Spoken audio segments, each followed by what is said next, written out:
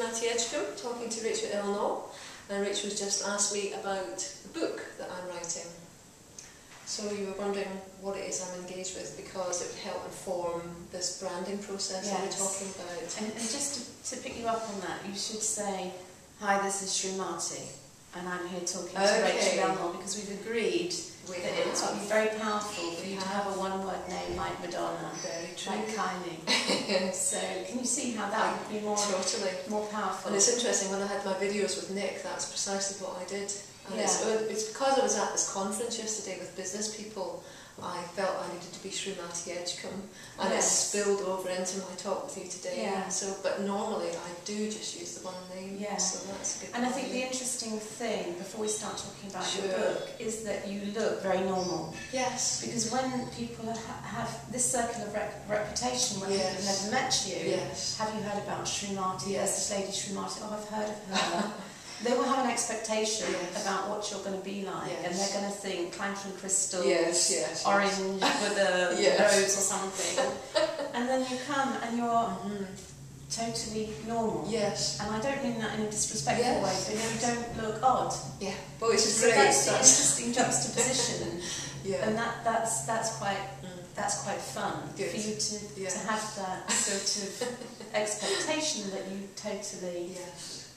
Finesse. But anyway, so tell me about the book you're writing. The first book I'm writing is called Answers, Finding Wisdom from Within. Right. And it comes with a guided meditation, which I've created to help people connect with their inner wisdom and to answer their own questions and problems. Okay. So tell me about how that process works. I mean, if I was your client, what would you do?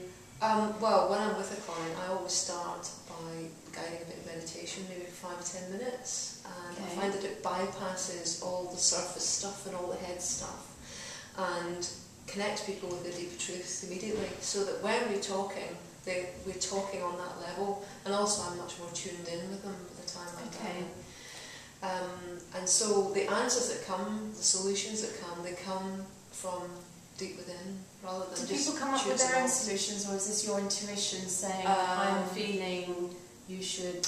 No, people come up with their own solutions. It's to enable those people to come up with their own solutions to their own truth and their own wisdom.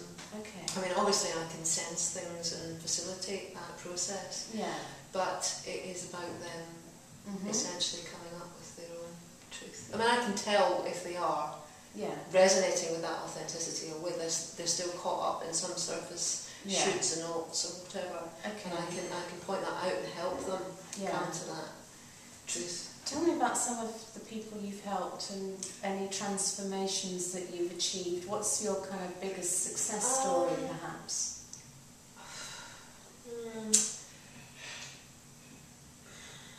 Obviously, without betraying any confidence. I'm just interested to because you can talk about what you do, but actually it's what you do to people. So I could say I'm a hairdresser, but actually what I really do is make people look beautiful.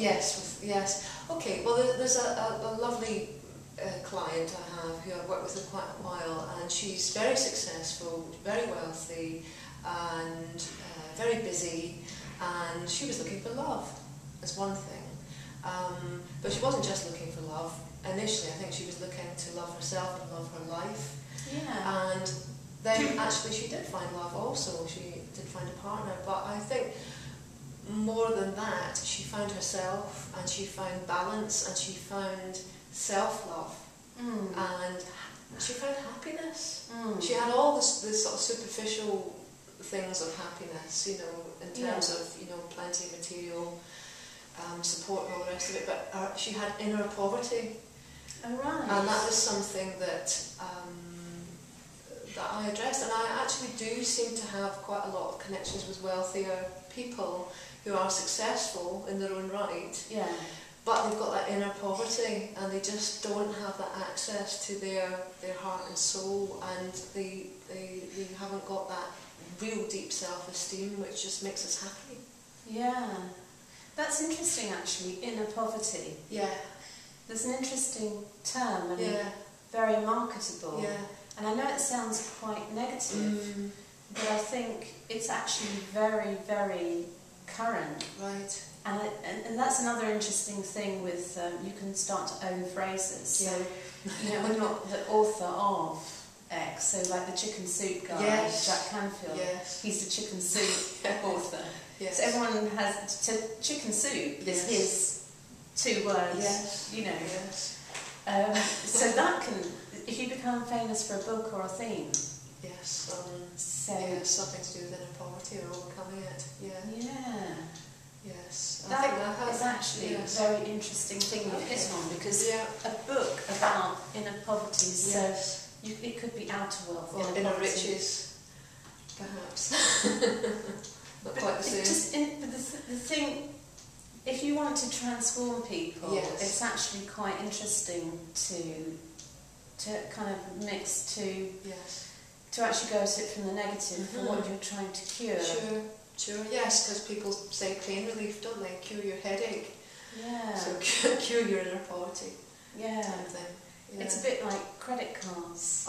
If they called them debt cards when they came out, they would never have been as successful as when they called them credit cards. Right. Is that not the way around though? Because credit's a positive thing, whereas debt's a negative thing. But it's just how you flip something to get more reaction, to get a different reaction. Yes. But I'm just, I just go back to the experience of my own book, which is called Business Nightmares. Yes. Actually, the book is about hope, optimism, positivity. And so there's this big debate with the publisher about, I don't want to call it Business Nightmares because it's so negative. Yes. But actually, books with negative titles sell a lot more than, or attract more attention, should I say. So it's not purely just a money thing. Sure. They actually attract more attention than books with positive titles. Right. Interesting. And the thing, it's all about impact. I mean, how, the whole point of the circles and like, how many people can you impact, and how can you make that impact much more powerful? Because there's 1,000,001 books out there, so how's yours going to stand out? Sure, So, yes, you need to be authentic, but what is the thing that's going to make people say, that's interesting, I've got to read that? What's going to stick in their mind?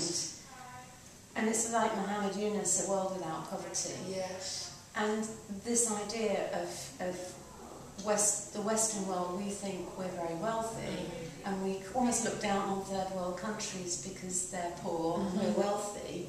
But actually, we've got inner poverty and they haven't. Yes, that's very true.